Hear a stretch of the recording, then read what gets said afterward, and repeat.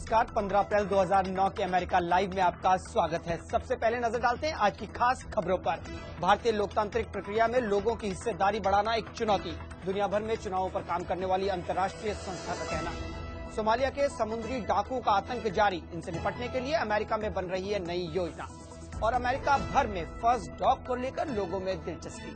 Washington DC से मैं हूं वॉइस ऑफ अमेरिका का दीपक डोभाल। अब खबरें विस्तार से।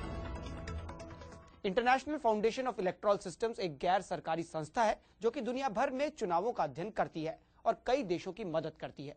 कुछ समय पहले मैंने IFES के उप निदेशक वासु मोहन से बातचीत की और पूछा कि वो भारत के लोकतंत्र को कैसे देखते हैं। जहाँ तक इंडिया की बात है, जो इंटरनेशनल डेमोक्रेसीज में जब हम देखते हैं, इंडिया एक लीडिंग डेमोक्रेटिक कंट्री है। तो जहाँ तक कि इलेक्शंस जो हो रही है, रिप्रेजेंटेशन जो हम कहते हैं, रिप्रेजेंटेटिव डेमोक्रेसी, इंडिया तो बहुत आगे है इंटरनेशनल लेवल पे। लेकिन वासु मोहन का कहना है कि अभी लोकतंत्र में सही मायने में लोगों की भागीदारी को बढ़ाना भारत के सामने चुनौती है।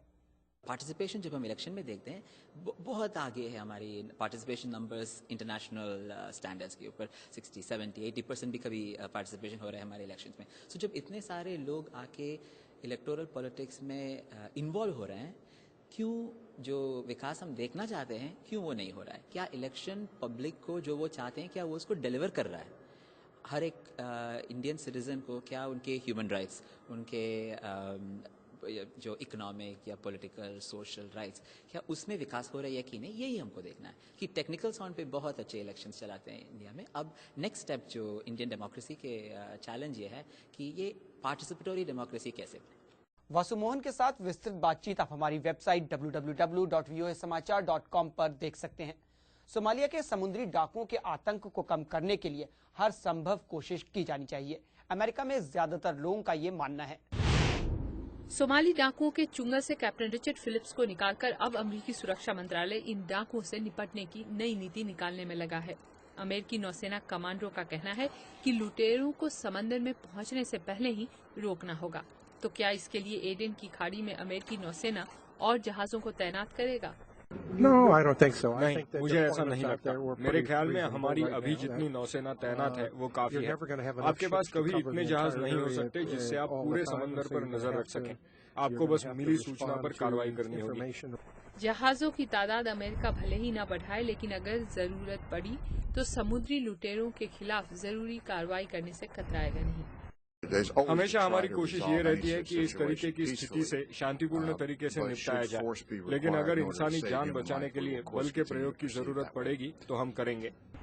गौर करने वाली बात यह है कि अब अमेरिका के पास संयुक्त राष्ट्र से सोमालिया के अंदर कार्रवाई करने की स्वीकृति भी है। विदुषी सिन्हा, वॉइस ऑफ अमेरिका। जब से ये खबर आई है कि व्हाइट हाउस में नया कुत्ता आ गया है, अमेरिका के लोग उसे देखने के लिए बेकरार हैं। और आज भी व्हाइट हाउस में पत्रकारों के कैमरों के शटर्स आवाज तो कर रहे थे, लेकिन बराक ओबामा के लिए नहीं, बल्कि फर्स्ट डॉग बो के लिए। व्हाइट हाउस में आधिकारिक रूप से बो का ये पहला दिन था। बराक ओबामा के राष्ट्रपति बनने के साथ ही अमेरिकियों का दिल और दिमाग इस सवाल पर लगा था कि आखिर कौन होगा फर्स्ट डॉग। बो को पत्रकारों को दिखाते समय ओबामा परिवार की खुशी देखी जा सकती थी। बराक ओबामा ने बड़े ही साधारण लहजे में कहा कि हम ये सुनिश्चित करना चाहते हैं कि हम इस कुत्ते को जिम्मेदारी से रखें। ओबामा ने पत्नी मिशेल की तरफ इशारा करते हुए मजाक में कहा कि उन्हें सिर्फ इस बात की चिंता है कि पोर्चुगीज वाटर डॉग को टमाटर बेहद पसंद है, इससे मिशेल के बगीचे को खतरा हो सकता है। जानकारों का कहना है कि बो का प्रेस कवरेज अच्छा रहा है। लीजा पैटरसन का कहना है कि बो व्हाइट हाउस की परंपरा से अलग है। व्हाइट हाउस में स्कॉटिश टेरियर अब तक की सबसे लोकप्रिय नस्ल रही है। अब तक 6 स्कॉटिश टेरियर कुत्ते व्हाइट हाउस में रह चुके हैं, लेकिन शायद ये बदलाव यानी चेंज का समय है। अमेरिका लाइव आप हमारी वेबसाइट www.voasamaachar.com पर भी देख सकते हैं। अमेरिका लाइव आपको कैसा लगा और इसे हम कैसे बेहतर बना सकते हैं? अगर इस बारे में आपकी कोई राय है तो हमें लिख भेजिए। हमारा ईमेल एड्रेस है americalive@voanews.com। अमेरिका की बड़ी खबरों के साथ हम कल आपसे फिर मिलेंगे।